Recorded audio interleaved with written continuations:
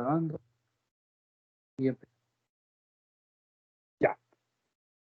¿Cuál es el tema con selección de características? El tema con selección de características es lo siguiente. Mire, normalmente uno cuando está trabajando con datos, ¿ya?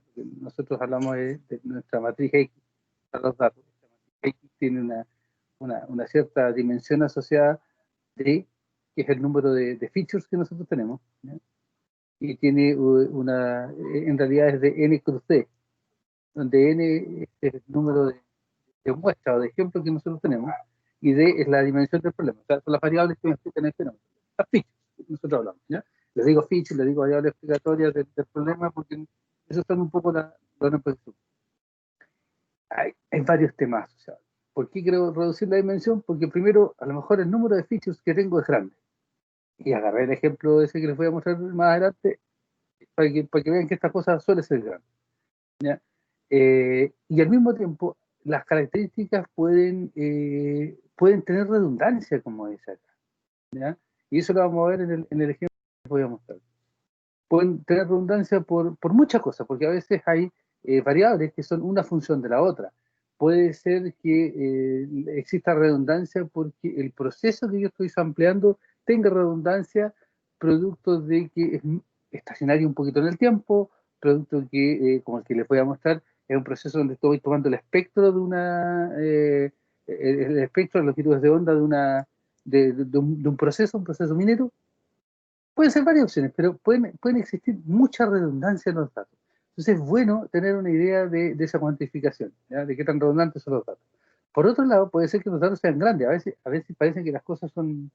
Parece que tener un set de datos, sobre todo en imágenes de, no sé, de 512 por 512, 256 por 256, que son imágenes chicas para nosotros, ¿cierto? Parece que tener 1000 imágenes de eso son pocos datos. No son pocos datos, ¿ya? No son para nada pocos datos.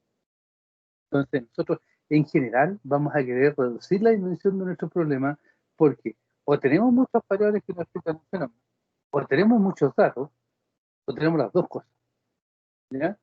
Y ahí nos pasa lo que pasa muchas veces, que ustedes tratan de leer los datos y el computador le da un error de memoria, que no es capaz de seguir almacenando datos ahí en la memoria, porque la memoria y los procesando, en este caso en batch, ¿ya? Entonces, tenemos toda esta multitud de complicaciones. Entonces, ¿cuál es nuestro dolor, como dice la gente de innovación y de negocio? Bueno, ¿cómo diablos manejamos esta información de manera tal de que yo pueda tener una manera o un procedimiento sistemático para poder representar mi problema sin meter las patas, o sea, sin perder información, ¿ya? A ustedes les pasó, ¿ya? Cuando yo les dije, para el caso de la tarjeta de crédito, hagan un bias con una característica, y ustedes elijan la cualquiera. Se complicaron entero porque tenían cuántas, como 30 características, ya no me acuerdo el número, y yo les pedí que usaran una sola.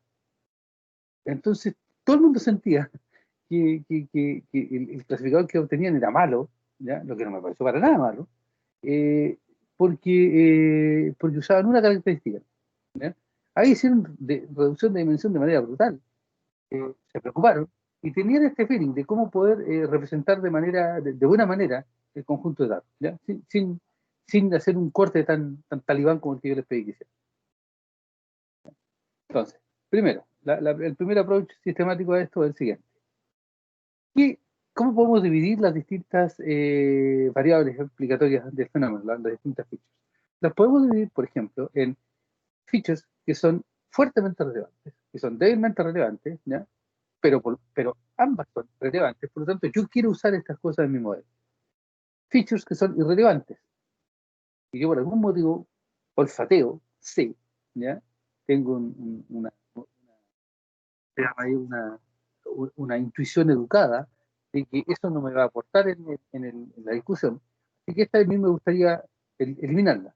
Pero si me llegan a hacer una pregunta, yo no tengo un método de cómo decirme, ¿sabes qué? Esta realmente es relevante más allá de tu palabra contra mí. Y van a haber otras características que son redundantes, ¿ya? Que son variables, que son funciones de una o más variables, o combinaciones lineales de una o más variables, que no tengo que usar. Entonces, el feature selection son métodos que me permiten a mí quedarme con esta y eliminar esas otras dos tipos. Me quedo con las relevantes, ya sean fuertes o débiles, pero me quedo con esta para generar mi representación. ¿Ya? ¿Qué métodos tengo? Tengo básicamente dos métodos de selección de características. Los métodos de selección de características, esto es raro, ¿ya? Los feature selection methods se dividen en feature selection y feature extraction. No me pregunten por qué, pero es así. Ya se ocupa el mismo nombre. Bueno, los métodos de feature selection son estos de acá, ¿ya? Y los métodos de feature extraction son estos de acá abajo, por ejemplo, entre otros. Y la diferencia clave de esto es que los métodos de feature extraction se basan en transformación. ¿Ya? Los métodos de feature selection lo que hacen es, yo tengo un espacio de representación, y ese espacio, me amarro con ese espacio de representación y lo único que hago es empezar a podarlo, le elimino variables. Una, dos, tres, cuatro, una combinación de ellas, ¿sí? Por ejemplo, la 1, la 3, la 7, etcétera, las elimino. ¿Cómo? En base a algún criterio o algún método, y estos criterios son estos de acá, ¿ya? En particular vamos a mirar estos dos en detalle y después voy a hablar de estos dos de ahí, pero en realidad lo que uno normalmente son estas dos cositas hace, son esas dos cosas de arriba, ¿ya? Y en realidad los mezcla un poco. Y las feature extraction son técnicas que me permiten a mí generar información a partir de nuestra matriz X con los datos. Feature extraction, por ejemplo, la técnica de PCA. Y también feature extraction es cuando yo les mostré que teníamos las fotos de los pescados y decidíamos cuál, habían unos puntos ahí que me permitían a mí determinar, por ejemplo, dónde estaban ciertos ángulos, etcétera, etcétera. Esos métodos donde a partir del espacio de representación original yo genero un nuevo espacio mediante transformación. Y transformación, entiéndase, mapeos en el gran sentido de la palabra. ¿Ok? ¿Estamos bien hasta aquí? Esto es casi pura filosofía.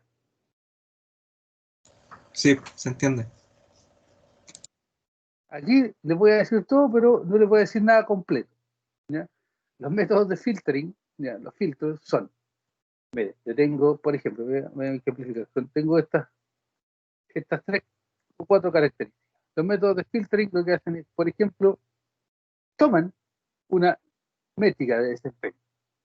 Agarremos uno, por ejemplo, aquí está la correlación. Calculo la correlación entre esta y esa y esta y esa, ¿ya? Después esa y esa. Ustedes saben que las correlaciones son bidireccionales. Después entre esa y esa, ¿ya? Y digo, ya, ¿sabe qué? Si hay una correlación, por ejemplo, superior a 0,75, me quedo con una de ellas. Chao, y la elimino. ¿Ya? Otros métodos como la análisis de información calculan la entropía entre esos pares de ahí, entre ese par de acá, y buscan cuantificar la información que hay en las variables de alguna manera, ya sea con entropía, para calcular la información, después calculan a veces scores de Fisher, que son simplemente cosas relacionadas muchas veces con la varianza, qué tan distintas son varianzas, correlaciones, son ese tipo de operaciones. ¿Ya? ¿Por qué? Porque, para los que no han visto teoría de información, si yo tengo una variable aleatoria X, ¿ya? Una medida de la información que hay en ella viene dada por la varianza de la variable, ¿ya? Y en particular viene dada por qué tan dispersa o qué tan skew, qué tan inclinada está la distribución. Por ejemplo, una variable aleatoria que se distribuye así, ¿ya? Mucho menos informativa que una variable aleatoria que se distribuya así. ¿Por qué? Porque si se fijan, esta variable aleatoria que tiene esa distribución como la gaussiana, ¿ya? O una variable aleatoria que sea mucho más angosta, así. Yo sé que estos valores son mucho más probables, este rango de aquí es mucho más probable que el resto. Entonces, si yo tengo que hacer compresión, tengo que hacer adivinar, yo me quedo con estos valores de aquí y estoy salvado porque hay en general la gran mayoría de los datos, la probabilidad de que me aparezca uno por acá, otro por acá, es baja. Lo mismo con esta, la gran mayoría de los datos está en ese rango, ¿ya? Y yo sé que además, si yo me la tuviera que jugar por datos en particulares, me la juego por esto, que son los más probables. Pero esta de aquí, ¿ya? Una distribución que tiene una gran dispersión, me complica mucho, porque yo sé que los datos están distribuidos en todo este rango que están, pero más encima, si yo me la quiero jugar por algún valor particular, no tengo por cuál jugármela, porque todos tienen la misma chance, ¿se fijan? Entonces, desde el punto de vista de lo que son teorías de información y de lo que es información, las cosas más informativas son aquellas que son más difíciles de predecir. De ahí viene el valor de la información, ¿cierto? Si algo que yo sé que va a pasar con probabilidad 1 no es informativo, no tiene valor desde ese punto de vista, ¿ya? Y aquellas entonces distribuciones que son más de este estilo, más anchas, tienen mayor dispersión, terminan siendo más informativas o más entrópicas, como quieran llamar. Entonces, lo que hacen los métodos de filtering es, de una u otra manera, medir esa información con correlación, ¿ya? Que en el fondo miden qué tan parecidas son o qué tan similares son, cuánto hay de interacción entre ellas, con entropía, que mide definitivamente la información, ¿ya? Etcétera. Aquí hay un montón de métodos y la mayoría de estos están implementados en MATLAB o en Python. Ustedes lo que hacen es, en este espacio de representación, eligen cuáles son las variables ahora con una métrica, con un criterio que aportan más para su, ¿ya?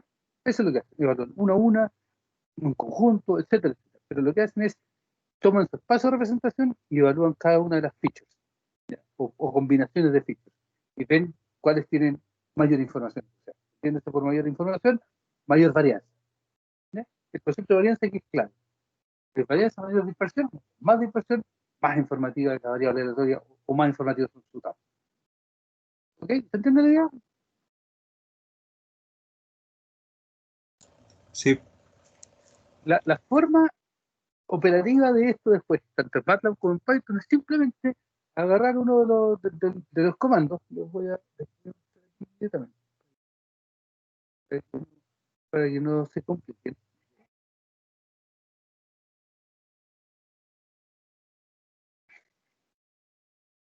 Selection.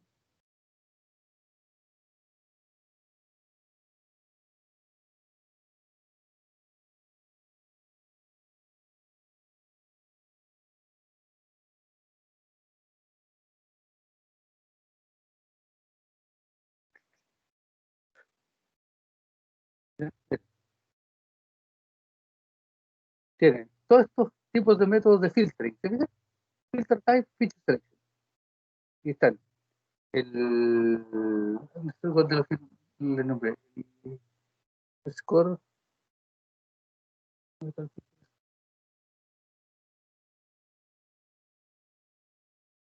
está aquí, pero si se acuerdan de la tabla, hay un relief. ¿Ya? ¿Qué otro más? Por aquí tiene que estar, bueno, la correlación la pueden calcular con el comando core. ¿Qué otros? El NSA, el Neighboring Components Analysis, es otro método bien de filtering bien usado, etcétera. Pero se fijan, aquí tienen un montón de comandos, ¿ya? De comandos que les implementan ya sea feature selection o les implementan feature selection en base a filtro o, como dice abajo, en base, se fijan, a wrappers o embedidos, los embedded que les mostré antes, ¿ya? Y los híbridos son una mezcla de los wrappers y los filtros. Están ahí, es simplemente usarlo y tienen que evaluarlo para cada uno de sus problemas. Ahora, volviendo a esto, ¿ya? Es cierto, hay muchas opciones, usen la que les parezca apropiada de acuerdo a su problema. Cuando hablamos de wrappers, aquí la filosofía es distinta. En vez de el método filtering, que yo tomo X y empiezo a analizar cada una de sus features, ¿cierto? Del X1 hasta el XD, y veo cuáles me sirven o cuáles elimino. Los wrappers, pero mirando solamente las variables, los métodos de wrapping hacen o utilizan un approach distinto. Dicen, a ver, ¿sabe qué? No es llegar y eliminar una variable porque usted nunca me ha dicho nunca ha visto ni ha testeado cómo esa variable influye, por ejemplo, en un clasificador. Y lo que buscan estos métodos entonces es decir, mire, ¿sabe qué? Agarra un clasificador cualquiera, me da lo mismo, elija un clasificador esotérico si quiere, pero no importa, pesque uno, ¿ya? Pesque uno y seleccione las variables que mejor operan para su clasificador. ¿Cómo? Ah, bueno, póngase ingenioso, ¿no? Empieza a hacer mix and match y haga combinaciones de esto y la que les dan la selección de variables que le da el mejor desempeño, esa es. Y se acabó. Es así de sencillo, así de simple, ya conceptualmente hablando, pero son lentos. ¿Por qué? Porque si tienen hartas variables, es complicado hacer esta combinación de cosas, ¿ya? Hacer esta combinación de selecciones de variables para trabajar. Ese es el gran problema que tienen estos métodos de acá, ¿ya?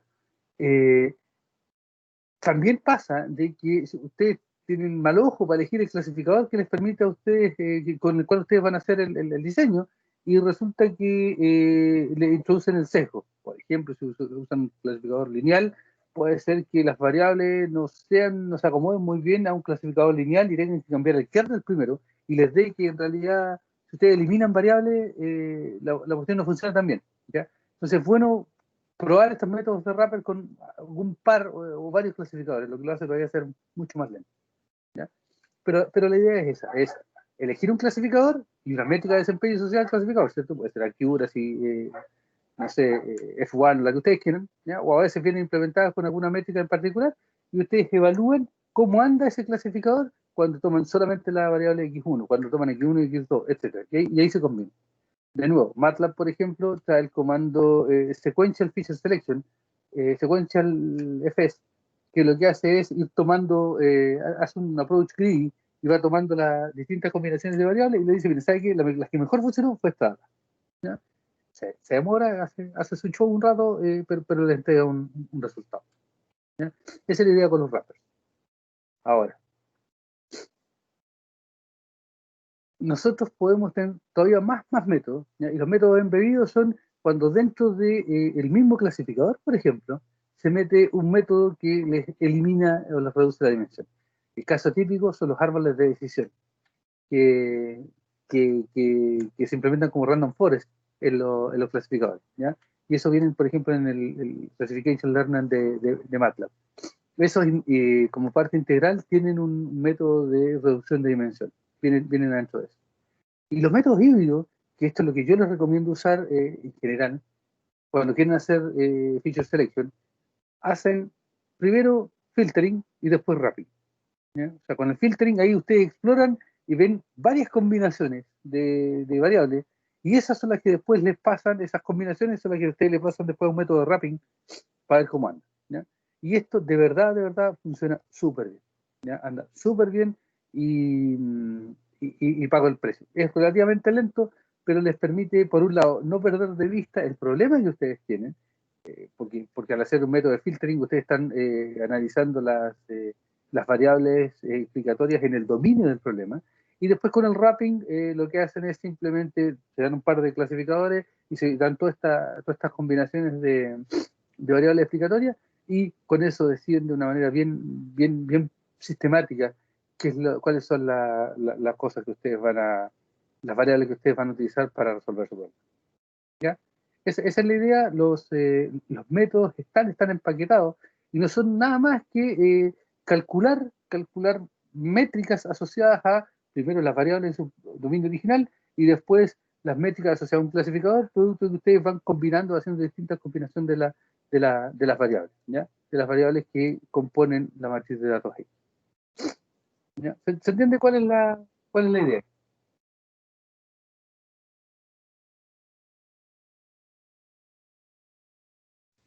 Sí, profe, se ¿Sí? entiende. Sí, se entiende. Ahora veamos que es Feature Extraction y que es PCA. PCA la veo porque es un método muy bonito, es bien práctico, y se presta a muchas cosas que nosotros hacemos, sobre todo en ingeniería eléctrica, ¿eh? No sé si, no sé si es tan natural de usarlo en en todos los problemas, pero se usa de manera muy natural en lo que hacemos en comunicaciones, en control, en ingeniería eléctrica en general. Y PCA tiene varios nombres, Pottinger y otros nombres asociados, ¿ya? Pero en el mundo de ciencia de datos se está conociendo como PCA. Entonces, ¿qué es lo que queremos hacer aquí? Vamos a usar algo súper intuitivo, que es, yo tengo un problema de dimensión D y lo quiero reducir, ¿ya?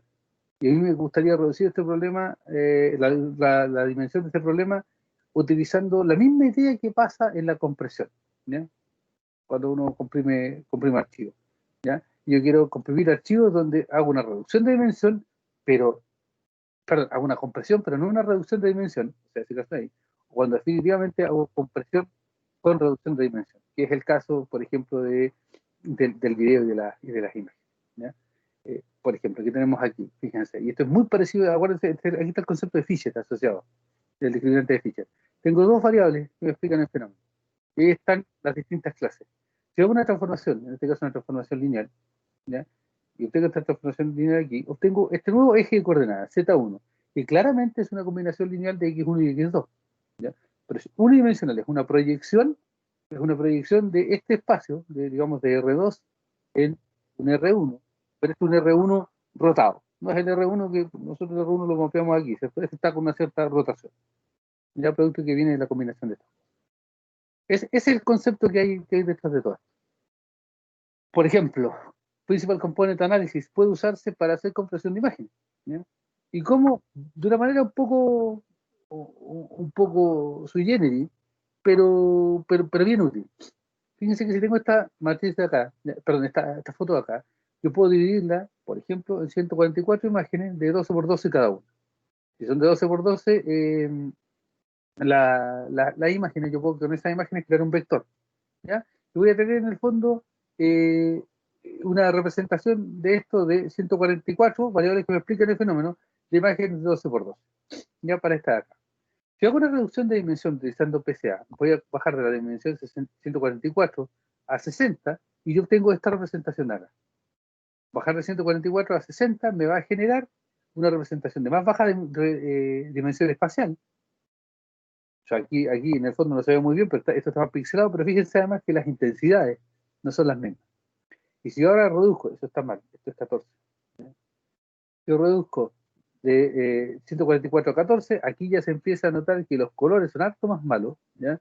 Y por aquí, en estas zonas de aquí, deberían notarse algunos artifacts, si ustedes lo vieron de cerca, yo les dejé las slides, unos artifacts donde ya los píxeles están mucho más grandes, ¿ya? Ese es el concepto de nuevo de Principal Component Analysis, donde hago una reducción de dimensión, ese es R y este es D, ¿ya? Ahí es mayor que este es D y ese es R, ¿ya? Lo puedo hacer con compresión, como en este caso acá, o eventualmente sin compresión. Perdón, hago la compresión, todo el rato es compresión, todo el rato es compresión, pero puedo hacerla con reducción de dimensión o sin reducción de dimensión, ¿ya? ¿Qué es lo que le pasa a ustedes con, por ejemplo, compresión sin reducción de dimensión? Es cuando ustedes comprimen un archivo en zip o en RAR. Ahí no pierden nada, y de hecho la gracia es esa, que comprimen el archivo, que además chico en tamaño, pero no se pierde nada. Versus cuando ustedes ven video y el video pierde un poco de calidad porque ustedes le hicieron compresión para reducir la dimensión porque consumía mucho ancho de banda, ¿ya? Esa es la idea, ¿ya?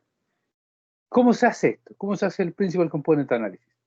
La cuestión es muy simple y pasa por hacer una transformación lineal. Esto es una vil y sucia transformación lineal de los datos. Entonces yo paso desde X, paso a una X' a través de un operador lineal, ¿ya? Y ese operador lineal lo que geométricamente hace es que si los datos están así, ¿ya? Un poco más ancho, un poco un poco más ancho, un poco más angosto, lo que busca la transformación de PCA es hacer una rotación y una traslación de los ejes a cero, con tal de, como dice ahí, ajustar una elipsoide multidimensional a los datos, ¿ya? Por ejemplo, si los datos estaban así, la PCA lo que va a hacer es dejarlo de esta manera. ¿Para qué? Para que en la dimensión 1 esté haciendo un Z1, ¿ya? Este Z1 ahí, este Z2, este es X1, este X2, ¿ya? Donde en Z1 queda la mayor dispersión, la mayor varianza. En Z2 queda la segunda mayor varianza. En Z3 va a quedar la tercera mayor varianza, etc. Si esto tenía dimensión D, esto también tiene dimensión D. Y si yo quiero hacer reducción de dimensión, corto las dimensiones más altas, porque esas son las que tienen menos varianza, ¿ya? Ahora, fíjense lo siguiente. Este Z1 es una combinación lineal de este y este. Este Z2 es una combinación lineal de este y este, que son rotaciones, y aquí se ve claramente que esto es una rotación, este de acá es una rotación de este de acá, ¿ya? Entonces, este en el fondo tiene rotación y combinación de los datos, Por lo tanto, si aquí tenía pera y aquí tenía manzana, aquí ya tengo un tutti frutti. ¿Ya? Entonces, no intenten explicar con PCA en el espacio que ustedes transformaron, no intenten explicar el fenómeno hacia atrás con las variables que ustedes obtienen en el modelo de representación de PCA, porque no son las mismas, a pesar de que la dimensión no cambia, cuando ustedes mantienen la dimensión de las dos cosas. ¿Ya? ¿Me explico en eso? Esto es clave porque he visto muchas veces ese tema. Y la gente tiende a explicar de que, no sé, pues si esto, insisto, si estas son peras y estas manzanas, y te dice, estas son peras y estas son manzanas. No, no, no son ni peras ni manzanas. Este es peras y manzanas, y estas son peras y manzanas. Y todas las dimensiones van a ser, no sé, pues si tienen pera, manzana, uva, durazno, sandía, todas las dimensiones partiendo del Z1 va a tener pera, durazno, uva, manzana y sandía. La otra también, pero van a tener distintas composiciones producto de la rotación. ¿Ya? Esto es vital porque aquí está el medio físico clarito, aquí está revuelto, pero mal aquí. ¿Ya? ¿Se entiende eso?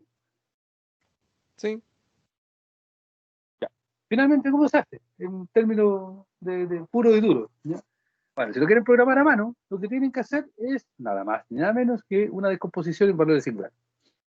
¿Qué es eso? Es en la versión 2.0, ¿ya? O la versión con 10%, como quieran llamarlo, de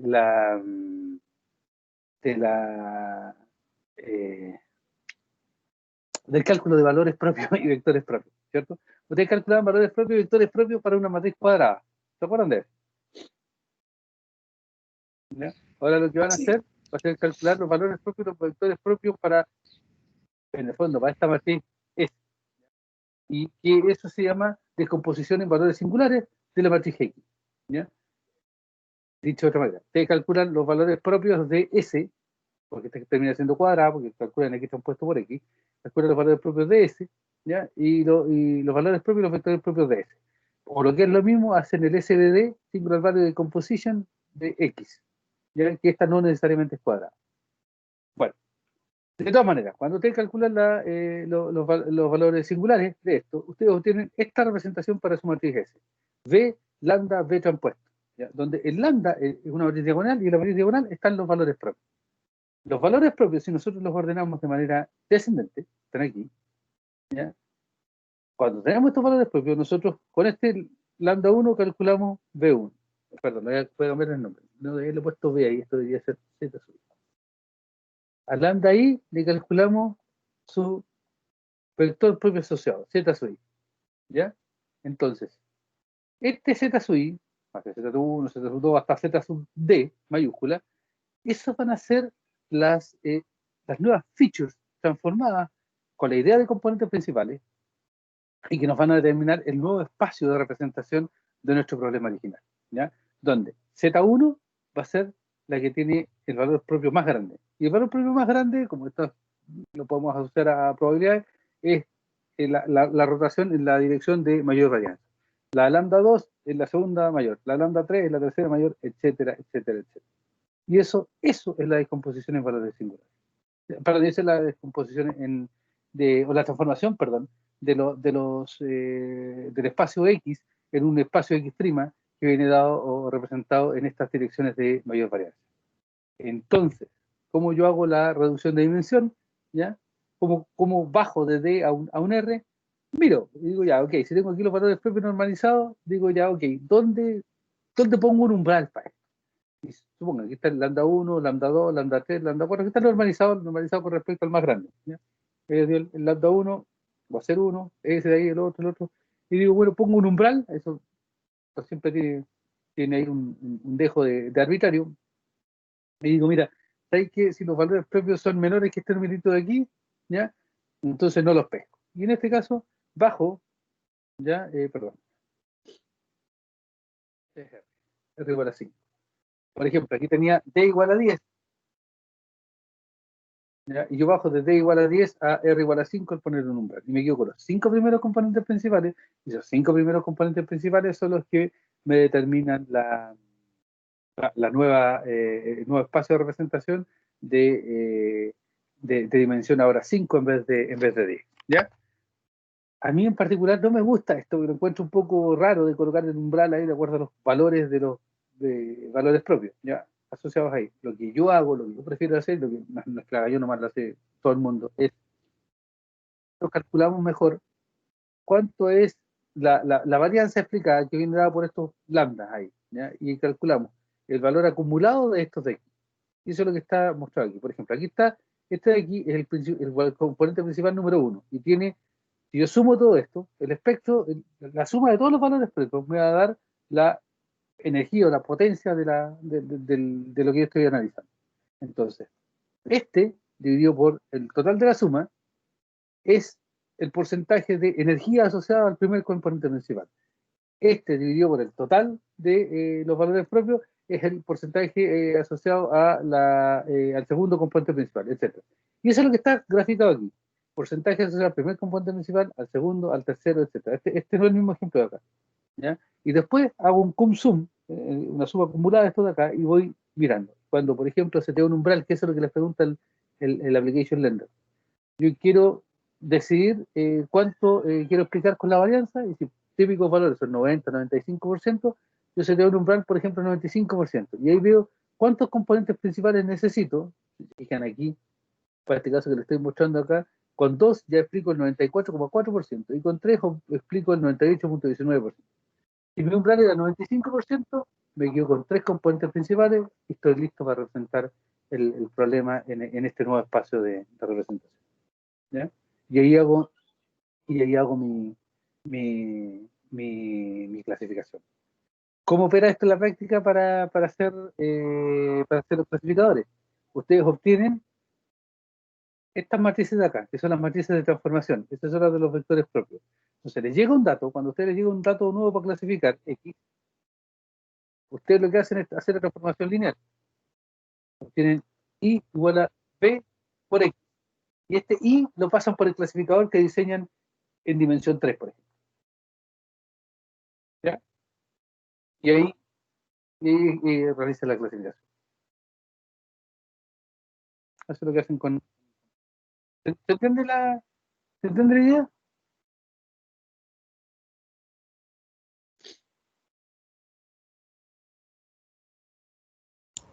Sí. ¿Sí? Ahora les voy a mostrar. Solamente mata esta cosa.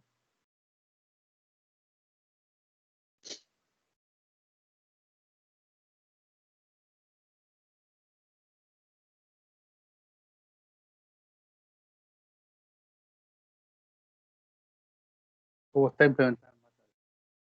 Primero que voy a hacer es les voy a mostrar esto de aquí. Esto de aquí les estoy mostrando en estas curvas, les estoy mostrando 1000 mediciones distintas de espectros de un proceso de combustión. En este caso son espectros de combustión de concentrado de cobre de la minera de las Tórtolas, ¿ya?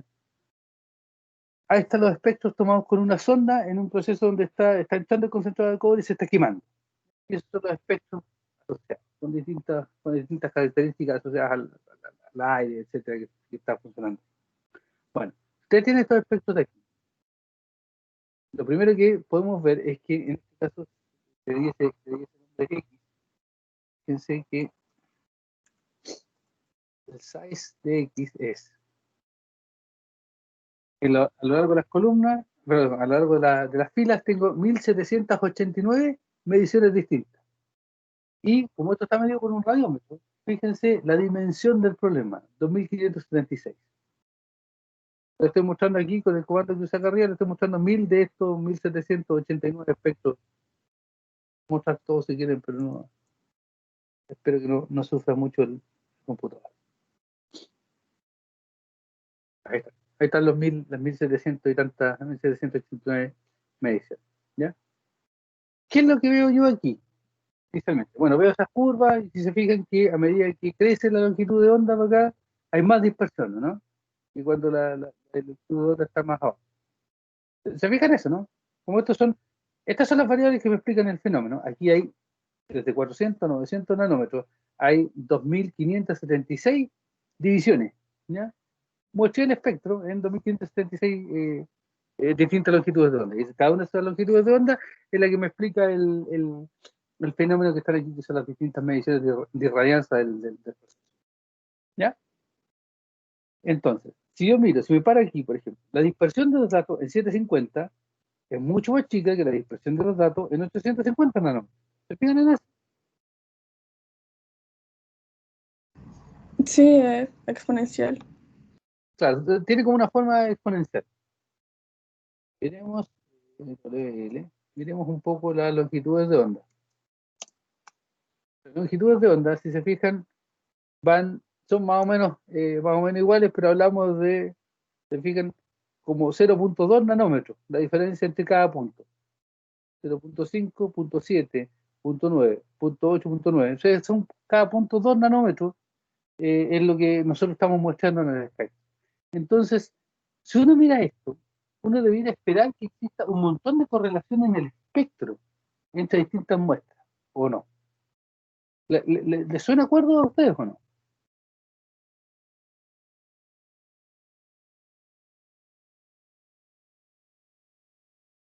Porque no estén muy familiarizados con procesos espectrales, pero si esto fuera muestreo en el tiempo, tomar muestras a una tasa muy, muy rápida, ustedes esperan una alta correlación temporal entre muestras contiguas, ¿o no? Sí, sí, sí. Que entre una muestra y la siguiente se parezcan las dos. Sí. Exactamente. Y de hecho, un poco se ve, ¿cierto? Si yo me paro entre la que está ahí y la que está al lado, no hay mucha diferencia. Y así fue todo. Entonces, eso debiera ser un indicio de que si cada columna de esta matriz, que son una longitud de onda distinta, ¿ya? Pero como están muy, muy poco espaciadas, yo esperaría que los datos estén altamente correlacionados, en este caso en el espectro. ¿Ya? Bueno, eso es un indicio inmediato de que a mí la reducción de dimensión me hace. Y esto pasa muchísimo, no solamente con el espectro, sino que con el tiempo y con el espacio. ¿Ya? ¿Estamos ahí? Sí, Sí. porque en el fondo al eliminar datos no se pierde tanta información, si son parecidos. Exacto. O sea, se sigue Esa es la manteniendo intuición que hay en la comparación, ¿cierto?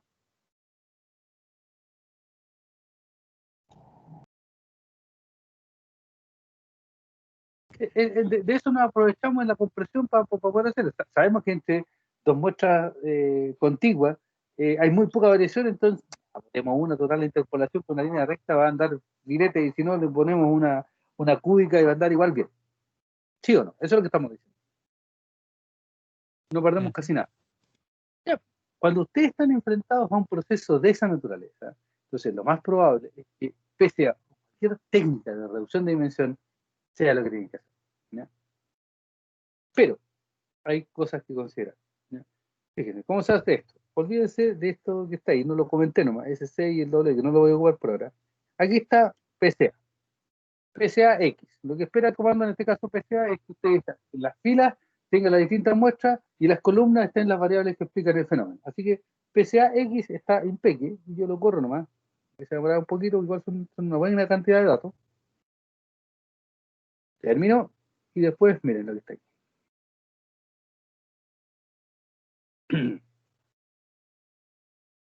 Miren lo que me dice esto. ¿Ya? Aquí tenemos los componentes principales. ¿Se acuerdan? La dimensión de los 2500 y tanto. 2576. ¿Ya? Me dice, miren este. El primer componente principal tiene el 99.45% de los datos. ¿Ya? Estamos listos. Con la dimensión 1. Con dimensión 1 explicamos el fenómeno. Y lo que está aquí es el acumulado, desde el 0 hasta el 100. ¿Ya? Y se fijan que ya hay con el... Voy a parar por ahí.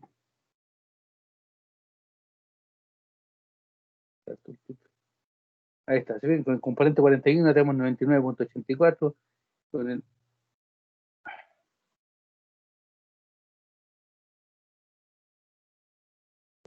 ahí, con el 2 ya tenemos 99.68. Estamos listos, podemos hacer una reducción de dimensión de 1500, 2576 a 1. ¿Ya? Y vamos a andar súper bien. ¿Qué me dicen ustedes? ¿Suena demasiado bien o no? Suena un muy buen ejemplo. ¿Es siempre así? Este es un buen ejemplo porque lo estoy engañando. Por eso es un buen ejemplo. Le estoy contando una película que es demasiado buena para ser cierta. Es un llame ya. Permiso.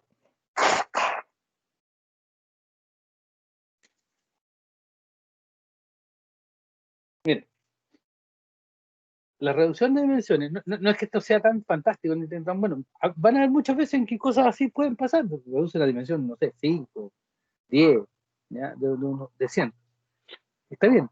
Pero el tema que ustedes tienen que considerar que es lo que le dije al principio, que en este ejemplo que está acá, la dispersión no es uniforme. ¿Ya? La varianza en función de la longitud de onda no es para nada uniforme.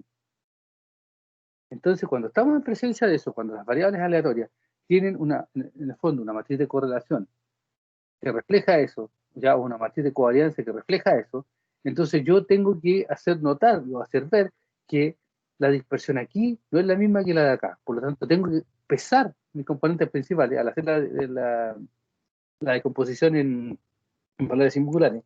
Tengo que pesarlo de alguna forma. Y ese pesaje viene dado por la matriz de correlación. ¿Ya? Si yo calculo la matriz de correlación primero, y después con eso calculo los pesos asociados, yo le puedo dar, eso no, en realidad no lo puedo. Yo calculo los pesos asociados, o sea, si calculo como se utilizo como pesos en mi cálculo de la matriz de la decomposición de valores singulares, los inversos de la varianza, ¿ya? Al utilizar los inversos de la varianza, lo que estoy haciendo es pesar de mejor forma la diversidad que existe en las distintas variables aleatorias, las distintas longitudes de onda, que me modelan este proceso. ¿Ya? Entonces, cuando yo hago eso, fíjense lo que pasa. Está calculando, dice, como que termine, tiene que se demorar más ahora. Está. Miren ahora. Aquí están los componentes principales. El primero ya no es tan maravilloso. De todas maneras, es fantástico. Me explica el 86.46% de la varianza de todos los datos. El segundo me explica el 1,56%. Si fijan, aquí está el acumulado. Cuando yo voy en 100, yo he explicado recién el 93.84% de toda la información o de toda la varianza del problema. ¿Ya? Yo lo cambio esto a, no sé, 1000. No. ¿Ya? Bueno, 1000 fue mucho, pero ya vemos que parece que por 500, por 99.54. Si tenemos el criterio de parar en 95, ahí estamos mal, 16, ahí estamos. Con 150 componentes de 2576, estamos para explicar el 95% de la varianza. No es maravilloso, no es bajar a uno, pero, o sea, reducimos en un orden de magnitud la dimensión del problema. ¿Se fijan?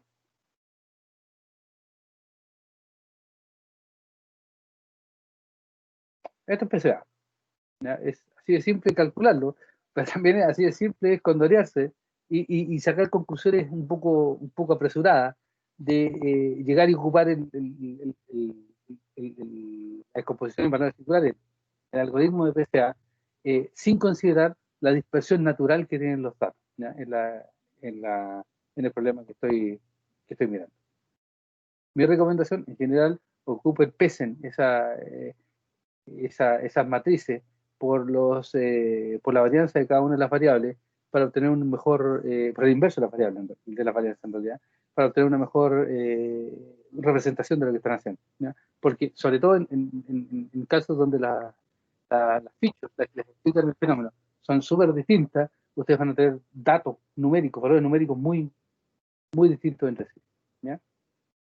Y ahí tiene mucho más sentido hacer esta, esta ponderación por los inversos de la varianza para ecualizar un poco el tema de la dispersión. ¿Ok? ¿Dudas?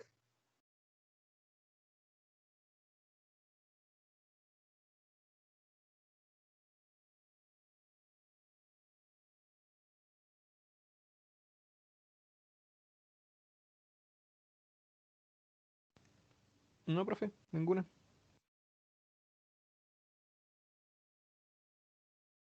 ¿Alguien más? Nicolás, Mónica, Esteban. No, ninguna.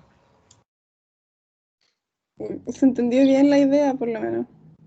Después, ¿se han fijado que las cuestiones del curso, yo creo que pasa igual un poco que están motivados ustedes, no son tan difíciles de llevar a la práctica después? Es más que nada, claro, el usar las herramientas y todo tiene unos ciertos grados de dolor de cabeza, pero yo creo que están agarrando el feeling de que esto va a ser mucho más interesante cuando ustedes se enfrenten a un problema de verdad, con el cual tengan que jugar con los, más que jugar con los datos, tengan que hacer sentido en los datos. Claro, como hasta el momento ha sido relativamente simple en realidad. Sale rapidito Claro, los problemas. porque el objetivo del curso es que ustedes se familiaricen con las técnicas, con las ideas, con los fundamentos, y que no peleen mucho con el problema, ¿ya? Pero ahora los voy a hacer pelear un poquito con el problema, porque ahora les voy a decir, ya miren, ¿saben qué? Apréndensela, háganme feature selection, ¿ya? O feature extraction, lo que quieran, pero bájenme la dimensión del problema. Eso va a ser una de las cosas que les voy a pedir. Y lo otro que les voy a pedir hacer en el mini proyecto es algo que algunos lo miraron, otros como que asomaron la cabeza y todo, y que fue, ¿se acuerdan de los números, no? Yo no me acuerdo bien de los números, los noté por aquí. ¿Ustedes se acuerdan que habían 3.636 ejemplos de no fraude y 492 ejemplos de fraude? ¿Se acuerdan de eso, cierto? Sí. Entonces, las clases están súper desbalanceadas. Tenemos un 88% de la clase legal y un 22% de la clase fraude. Sí. ¿Se fijaron en eso? Ya. Ahora les voy a decir, ¿por qué? Porque, por ejemplo, cuando algunos de ustedes hicieron un clasificador como un... se los voy a plantear así, ¿ya? Se lo voy a plantear así. Si yo les doy un clasificador que tiene una accuracy, ¿ya? Una precisión de detección de un 88%, lo encuentran bueno, muy bueno o excelente. Con esa precisión, yo le doy ese número. 88% de tasa de clasificación correcta de los fraudes y de los no fraudes. ¿Qué me dicen ustedes? ¿Cómo es el clasificador?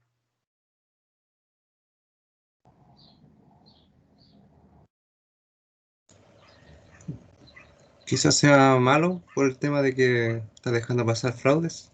Y un fraude igual es importante en este caso, porque se pierde dinero.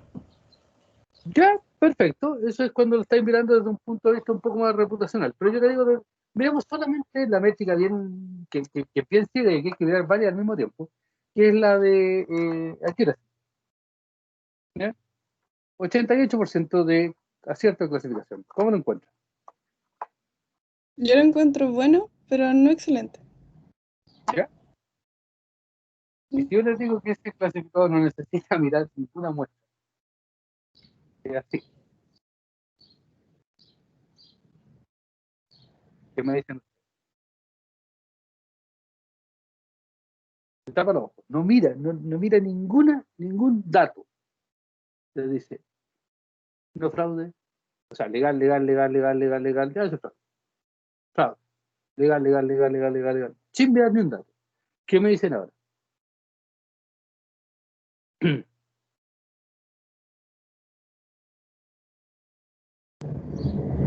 Para tener tanto acierto sin mirar los datos sería muy bueno.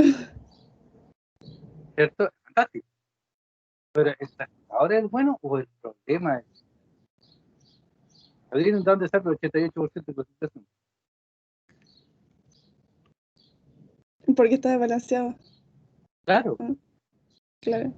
Cuando las clases están balanceadas, una moneda al aire, ¿cierto? Una moneda al aire, un caricello, sin mirar los datos, obviamente, tiene ese desempeño. Aquí la moneda está cargada para el legal más que para el fraude. Entonces, la moneda al aire cargada, en este caso, tiene un desempeño que numéricamente hablando es súper bueno, ¿cierto? Es muy bueno. Pero en realidad está pegándose los condoros que decía Nicolás, y eso porque ustedes no han tomado en consideración en su diseño el tema de que se te pasa un fraude, por ejemplo, no es bueno, ¿ya? aunque las clases sean muy pocas. Y en el fondo es tomar en cuenta de alguna u otra manera el desbalance de las clases. ¿Ya? Entonces, eso va a ser la pelea que ustedes van a tener que dar ahora mayormente, más que la reducción de dimensión y cosas así, esos son valores agregados.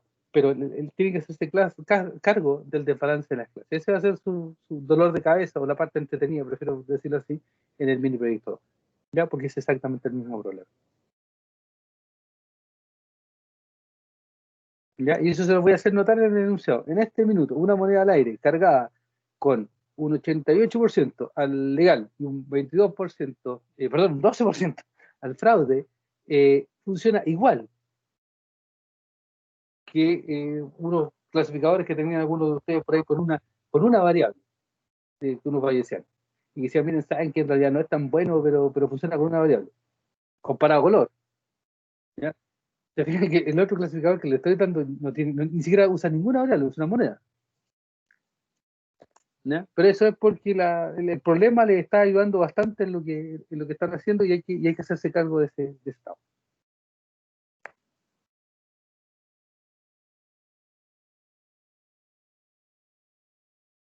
¿Ya? ¿Suena bien? ¿Suena mal? Suena bien, interesante. ¿Ya? Entonces, miren, yo espero terminar esta noche de corregir todo, voy más de la mitad, así que no debiera ser mayor problema. Y les voy a dejar, por un lado, todos los trabajos que ustedes hicieron para que los tengan como referencia, para que vean otras cosas, que vean sus compañeros. Les voy a dejar el enunciado, como les digo, una vez que ponga las notas, les dejo el enunciado del mini proyecto y es 2 semanas, así que va a ser para después del break, que es la semana del 16. ¿Ya? Pero no debiera significar mucho más trabajo. Y el viernes voy a hacer un wrap-up con todas las cosas que hemos visto, porque después los dejo en las grandes manos de Sebastián para que sigan con el resto.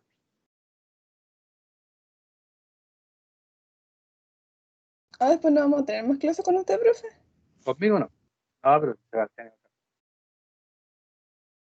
esa es buena clase, no como yo. Ya.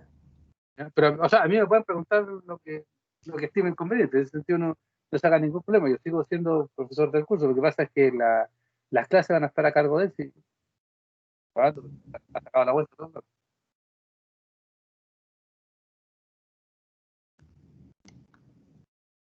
¿Ya? Pero Sebastián se va a hacer cargo de la otra parte del curso, no se preocupe por eso. Y, como adelanto, o sea, como tema adicional les digo, es muy probable que en el verano tengamos alguna chance de hacer alguna práctica, a veces financiada, a veces no, con temas relacionados a esto para varios proyectos con los que estamos trabajando. Entonces, si les gusta, ténganlo en la cabeza, si les gustan los temas, ténganlo en la cabeza por si les interesa seguir sacándole punta al lápiz con este tipo de cosas, porque hay hartas cuestiones. ¿Ya? Y desde el punto de vista, como hablábamos al principio del curso, desde el punto de vista de potenciar emprendimiento, negocio, eh, lo que se viene es tremendo en ese ámbito.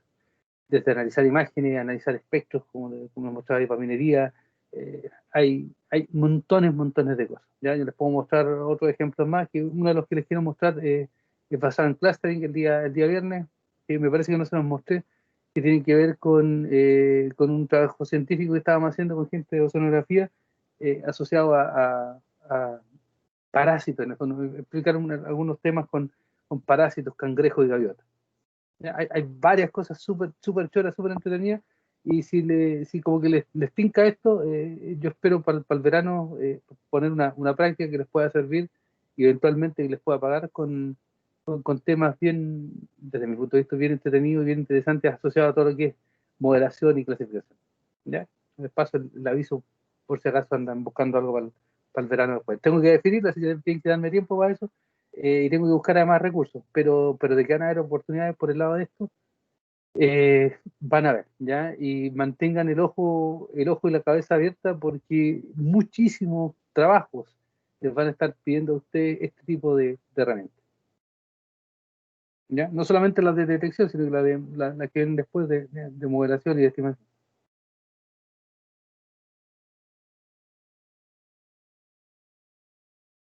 ¿Ok? Ya, profe. Bueno, profe, gracias Ya, por la info. y Vale, nada, profe. el viernes entonces les hago el wrap up, les voy a mostrar estos ejemplos que como les digo que para mí son súper chulos, ojalá que les gusten a ustedes. Y que ocupo las mismas cosas, las mismas ideas, soy perro viejo, no tengo muchos trucos. ¿Ya? Pero eso las aplicaciones son súper interesantes y ayudan harto a entender varios fenómenos. ¿Ya? Yo creo que con eso cerramos súper bien esta parte. Hay hartos contenidos, así que no lo miren a huevo. ¿Ya? Y de aquí a mañana más tardar tienen sus notas más el enunciado del mini proyecto de la segunda parte. Y lo prometido es, no hay informe escrito, video. ¿Ya? Video de 5, yo creo que 5 a 7 minutos va a ser el tema. Lo único que me tienen que entregar, sí, el script que ustedes hicieron para el video. El texto que van a decir ahí. ¿Ya? Al menos el volteo. ¿Ya? Ya, profe. Ya, profe. Nos estamos viendo el viernes. Entonces. Que esté muy bien. Chao. Chao, profe, que esté bien. Chao, profe.